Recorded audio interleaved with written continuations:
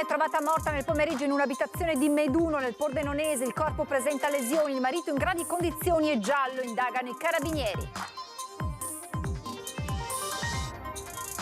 A Roncade, H-Farm decide di sospendere la docente libanese che su Instagram aveva scritto "Hitler aveva ragione su di voi ebrei, andate all'inferno". In mattinata la donna aveva incontrato colleghi e studenti scusandosi e dicendosi devastata.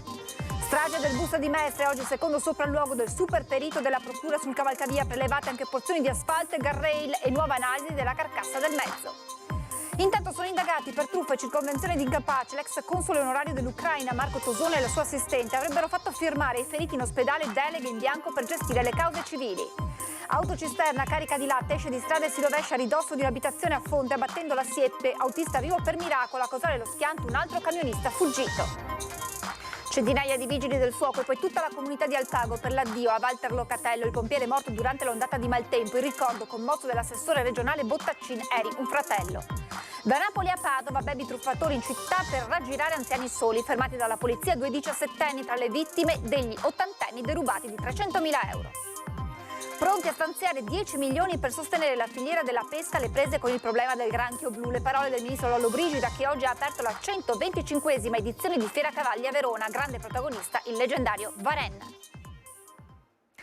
Edizione regionale dei telegiornali di Antenna 3, buonasera e ben ritrovati. Apriamo con la cronaca e con il giallo delle ultime ore a Meduno, nel Pordenonese.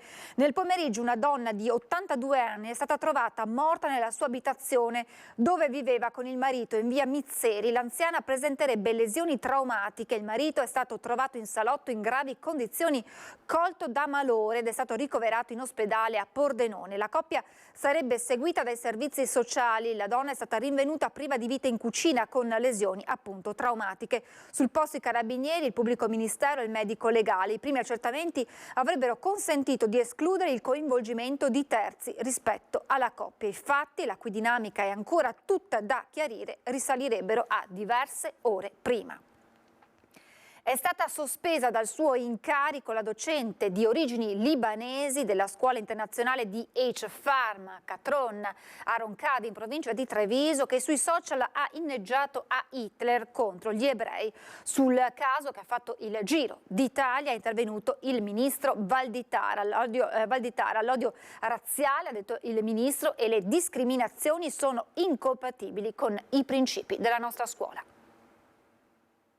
Ha postato sul suo profilo Instagram le immagini della guerra tra israeliani e Hamas in suolo palestinese, commentando il video con la frase "andate all'inferno, Hitler aveva ragione su di voi ebrei". Di lì a pochi minuti ha cancellato quel post, ma lo screenshot di una studentessa l'ha inchiodata alle sue responsabilità. È stata sospesa dall'insegnamento Hanane Hamoud, docente quarantenne di matematica alla scuola internazionale di H-Farm a Catron, realtà fondata da Riccardo Donadon. Il caso ha fatto il giro d'Italia, al punto che sulla vicenda è intervenuto anche il ministro dell'istruzione e del merito Giuseppe Valditara. L'odio razziale, ha detto il ministro, e le discriminazioni sono incompatibili con i principi della nostra scuola. Come ministero metteremo in campo tutte le azioni necessarie a debellare atteggiamenti simili. La docente, che insegna a Roncade dal 2021, si è ben presto resa conto di aver passato il limite e di fronte alle autorità scolastiche ha dovuto risponderne.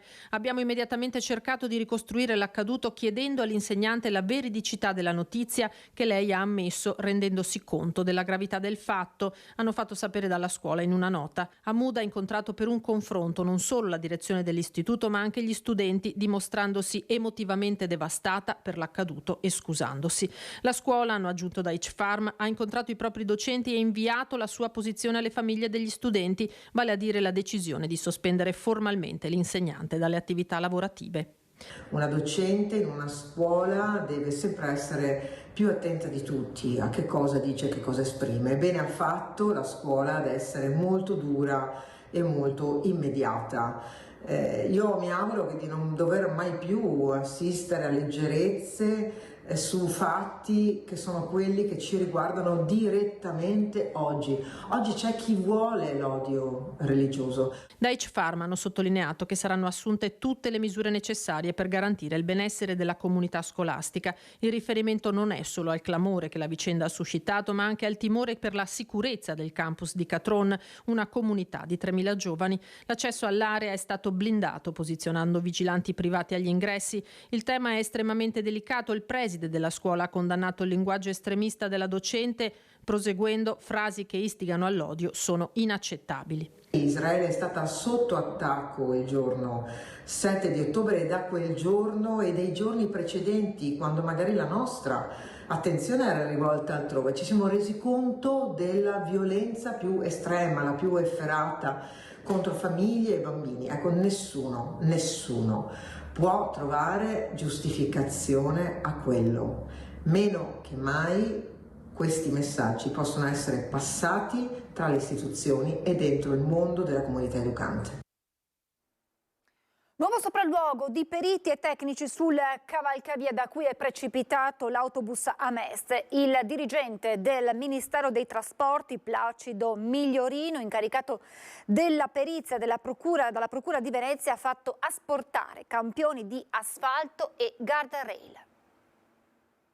A 15 giorni dal primo sopralluogo, la Rampa Rizzardi è nuovamente chiusa al traffico. Sono da poco passate le 13 quando vengono rimossi i gersi in cemento che delimitano la parte di cavalcavia messa sotto sequestro da quella sera del 3 ottobre in cui 21 persone persero la vita precipitando con l'autobus da questo punto. Sul luogo della tragedia è tornato al lavoro il dirigente del Ministero dei Trasporti, Placido Migliorino, accanto al super perito nominato dalla Procura di Venezia che sta eseguendo le verifiche su quel tratto di strada. Si trovano il pubblico ministero Laura Cameli, i tecnici nominati dalle parti e gli avvocati. Con una serie di carotaggi vengono asportati pezzi di asfalto e di cemento stradale e alcuni pezzi del guardrail che aveva ceduto nell'impatto con l'autobus. Vengono effettuate ulteriori misurazioni ed eseguite ricostruzioni grafiche in 3D del tratto sotto sequestro. Nuovi rilievi sono stati poi effettuati anche nell'area dell'ex mercato ortofrutticolo di Mestre, dove si trova la carcassa dell'autobus, anche questa sotto sequestro, dalla quale è stato prelevato una parte di guardrail rimasto conficcato nel mezzo la notte dell'incidente. Da quel mezzo dovrà anche essere estratta la scatola nera che custodisce le immagini che le telecamere dell'autobus registrarono quella sera. L'incidente ha pesantemente danneggiato l'hard disk, il disco di memoria su cui sono stati incisi i filmati, e l'operazione si annuncia particolarmente delicata per evitare il rischio di produrre ulteriori danni. Quanto raccolto oggi è tutto materiale che confluirà nella perizia affidata a Migliorino, una relazione per la quale l'ispettore del MIT, ribattezzato il Mastino dopo le indagini sul crollo del ponte Morandi di Genova, ha chiesto 120 giorni di tempo a partire da oggi. Intanto indagati per truffa e circonvenzione di incapace l'ex console dell'Ucraina Marco Tosone e la sua assistente. Avrebbero fatto firmare ai feriti dell'incidente di Mestre in ospedale deleghe in bianco per gestire le cause civili. La Procura di Treviso ha aperto un fascicolo, 2 gli indagati con l'ipotesi di reato di truffa e circonvenzione di incapace. Si tratta dell'ex console onorario dell'Ucraina Marco Tosone e la sua assistente Larissa Vassilieva. A far scattare le indagini la denuncia presentata ai carabinieri di Treviso da parte della parente di uno dei feriti. Secondo quanto sarebbe emerso, in forza di un ruolo che non aveva più, quello di console, avrebbe chiesto ad alcuni feriti di firmare delle deleghe in bianco per la gestione dei risarcimenti a beneficio di un legale di sua fiducia di Padova. Non solo, ma ad entrare nelle stanze dei ricoverati della strage di Mestre sarebbe stata la sua assistente. Li avrebbe convinti quando erano allettati, semisedati ed intontiti dai farmaci. Ad innescare le prime perplessità dei familiari giunti in ospedale la scoperta che Toson non aveva più l'incarico per il quale si era presentato. Nei racconti dei familiari, Toson, imprenditore e presidente dell'associazione Hope Ucraine, si sarebbe reso disponibile, appena accaduta la tragedia, a trovare degli alloggi individuati da lui ai familiari e a mettere a disposizione la sua assistente come traduttrice. Ora saranno gli inquirenti a dover far luce su una vicenda già terribile e piena di dolore. Tutto questo in una tragedia costata la vita a 21 persone e 18 feriti. Intanto Toson respinge le accuse. Tragedia sfiorata questa mattina a Onè di Fonte. Un camion è uscito di strada schiantandosi contro il muro di un'abitazione. Secondo le prime dichiarazioni dell'autista del mezzo pesante sarebbe coinvolto un secondo veicolo fuggito dopo l'incidente. Cosa vuole dire alla persona che sarebbe scappata? Che è un vigliacco. Una strada provinciale stretta, 2 camion provenienti da corsie opposte, una tragedia sfiorata, ma soprattutto un mezzo in fuga. Erano le 9 del mattino quando Onè di Fonte, in via Castellana, un'autocisterna carica di siero uscita di strada, un impatto violento. Il camion, in un primo momento rovesciato, si è poi schiantato contro il muretto di un casolare a pochi passi dalla carreggiata. Avevo il camion che mi invadeva la mia corsia. E solo che mi sono spostato, mi è scivolato a rimorchio dopo il manto stradale sul ciglio e mi ha tirato giù il rimorchio. È vivo per miracolo l'autista del camion, Sergio Uderzo, 61enne, titolare di una ditta di trasporti di Breganze. Sarebbe invece scappato senza prestare soccorso il secondo autista coinvolto nell'incidente. Doveva aversi fermato. Almeno vedere se mi stavo male, anche per soccorrere le persone, perché queste cose non si fanno.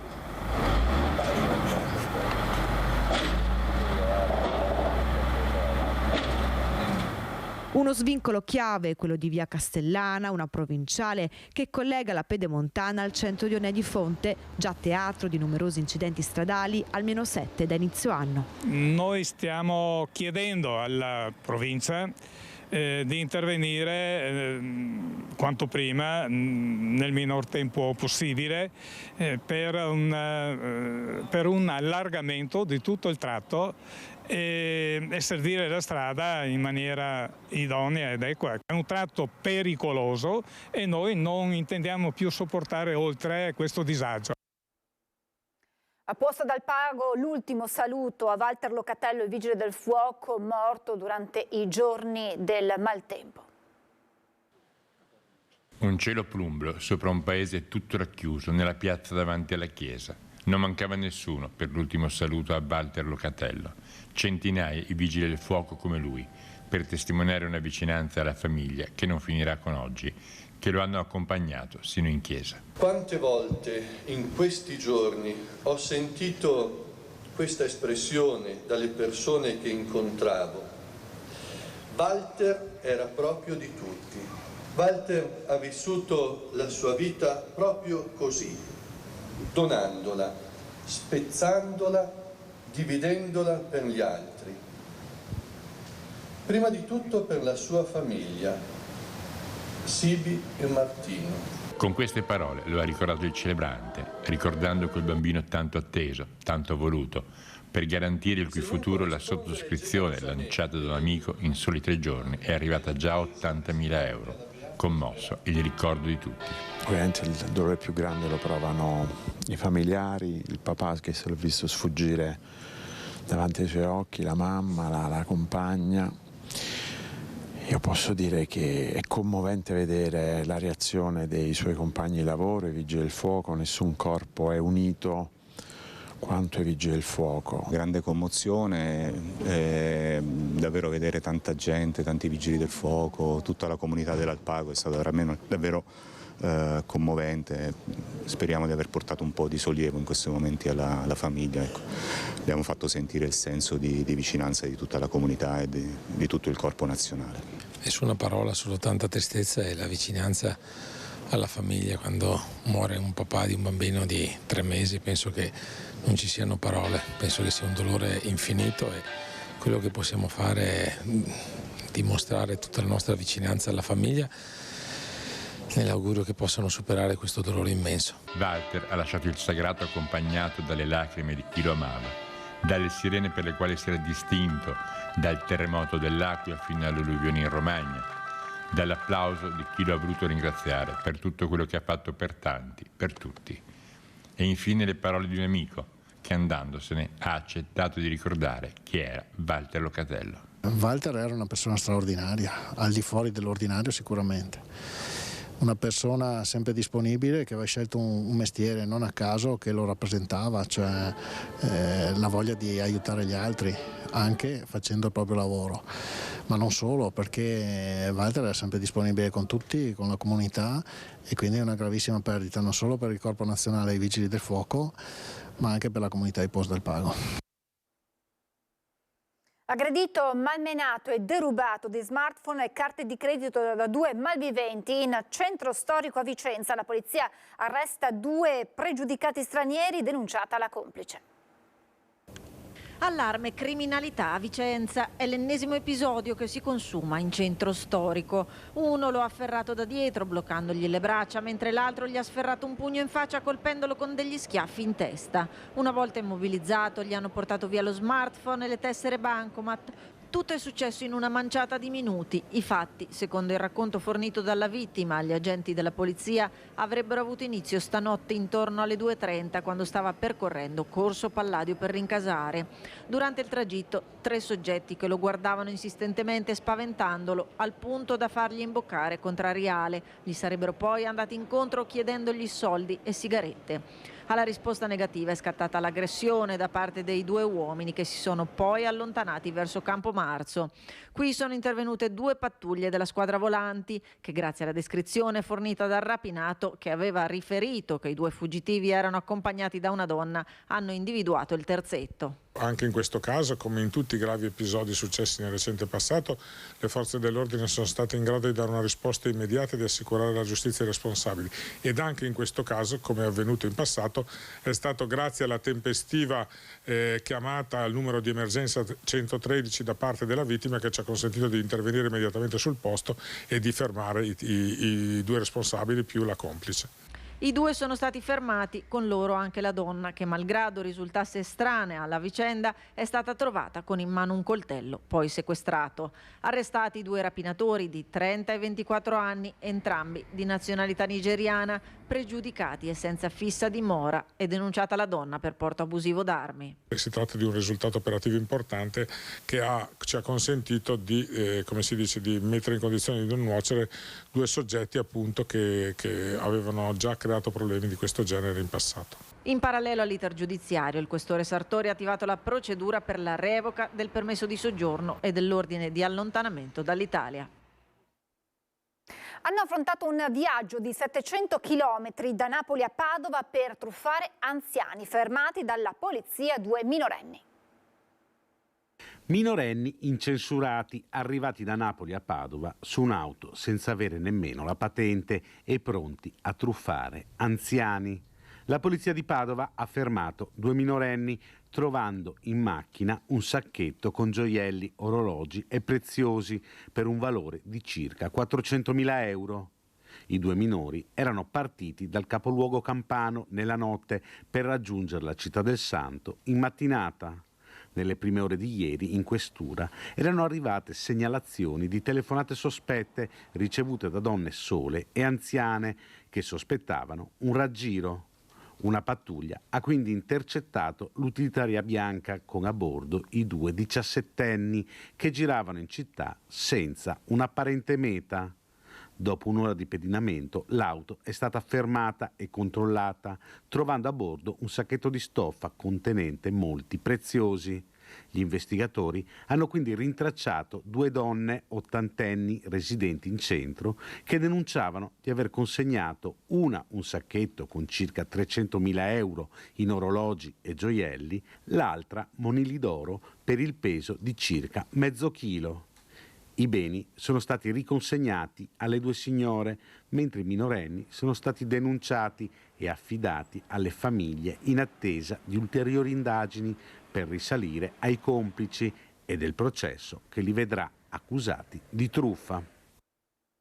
Guardia di Finanza e Polstrada di Venezia hanno effettuato una serie di perquisizioni per smantellare un gruppo con base nel veneziano che commetteva, secondo gli investigatori, truffe nel commercio di auto. L'indagine ha portato a contestare molti reati, tra cui truffe nel commercio di auto di importazione, intestazione fittizia di un autosalone, evasione fiscale e falsità in atti pubblici. Il sistema era sempre lo stesso, gli indagati pubblicavano inserzioni pubblicitarie sui portali di vendita online di autovetture, i clienti versavano gli acconti e poi non riuscivano più ad avere contatti con i venditori che letteralmente sparivano. Le perquisizioni sono state eseguite nei confronti di 6 persone tra le province di Venezia, Padova e Pordenone. Stop temporaneo ad un cantiere edile di Jesolo nella zona est della città, ma lontano da altri edifici e soprattutto dall'ospedale. Durante una bonifica bellica di routine obbligatoria in questi casi, infatti, è stato rinvenuto un proiettile e quindi è stata attivata la procedura prevista in collaborazione con le forze dell'ordine. Gli artificieri della polizia hanno così prelevato il proiettile e trasportato poi in un luogo sicuro senza pericolo per la popolazione. Tra l'altro l'area in questione è già recintata da giorni per i lavori di urbanizzazione. Adesso a Verona, dove è stata inaugurata la 125esima edizione di Fiera Cavalli, alla presenza del ministro Lollobrigida. Abbiamo stanziato 13 milioni trovandoli nel nostro bilancio, cioè senza dover aspettare la legge di stabilità, quindi i primi interventi sono già arrivati e arriveranno nei prossimi giorni quelli ulteriori, però l'abbiamo detto con coraggio all'inizio, il Granchio Blu può essere anche un'occasione, perché è una pietanza che in soli 2 mesi si è affermata nella ristorazione. Il ministro all'agricoltura Francesco Lollobrigida inaugura la 125esima edizione di Fiera Cavalli e annuncia lo stanziamento di 10 milioni di euro per sostenere la filiera della pesca in forte sofferenza a causa della proliferazione del granchio blu, minaccia il nostro ecosistema ma anche risorsa gastronomica da valorizzare.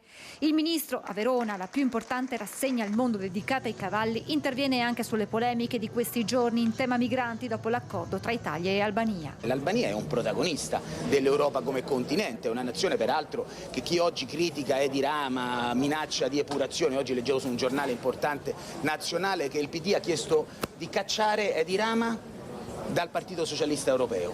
C'è qualcosa di più sconsiderato che un atteggiamento così negativo. Chi ci aiuta ad affrontare, a risolvere un problema viene criticato da una parte politica italiana che spera di poter approfittare di questi problemi a vantaggio della propria parte politica. Ma a Verona fino al 12 novembre i grandi protagonisti saranno i cavalli per una kermesse che fa della Fiera Scaligera polo di riferimento a livello nazionale, e il responsabile del Dicastero dell'Agricoltura evidenzia come il sistema fieristico italiano sia da organizzare e razionalizzare guardando anche ad altri paesi europei. Noi abbiamo bisogno di attrarre grandissimi eventi di questo livello, sempre più avendo una logica anche su diversi livelli del sistema fiere, con fiere principali che attraggono eventi internazionali e fiere invece di altra caratura che possono invece fare eventi di carattere nazionale o regionale. L'Italia sul sistema fieristico può fare molto di più, deve organizzarsi diversamente. E in tal senso Verona gioca un ruolo di primo piano, dal Vinitali a Fiera Cavalli per l'appunto, che ogni anno cresce in termini di numeri e qualità. E a proposito di qualità, grande protagonista della giornata, il grande campione Varennes. 2500 cavalli con 60 razze presenti all'interno, 700 espositori, 25 paesi rappresentati, quindi insomma diciamo che è un'edizione importante anche dal punto di vista numerico. C'è da dire che quando vince un campione nel mondo ha sempre sangue italiano. Prova ne sia che avremo la presentazione, l'ultima uscita pubblica di Varennes proprio oggi, che è stato il campione di tutti i tempi. È tutto, vi lascio le previsioni del tempo, grazie per l'attenzione e buon proseguimento di serata.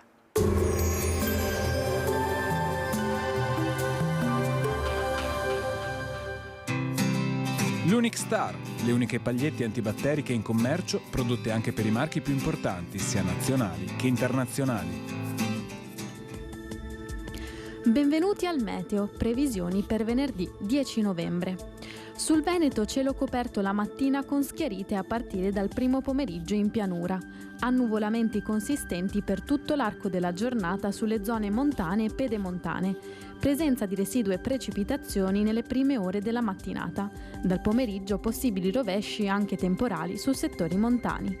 Probabili nevicate a partire dai 1300 metri. Temperature minime stazionarie tra i 6 e i 10 gradi, massime dai 12 ai 15 gradi.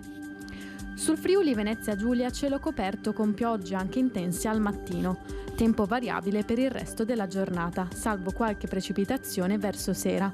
Temperature minime tra i 9 e i 12 gradi, massime sui 13-15 gradi. Sul Trentino Alto Adige nuvolosità irregolare con parziali schiarite, annuvolamenti più fitti con possibilità di deboli precipitazioni. Temperature minime tra i 4 e i 6 gradi, massime sui 12-13 gradi. Dal meteo di Antenna 3 è tutto, arrivederci.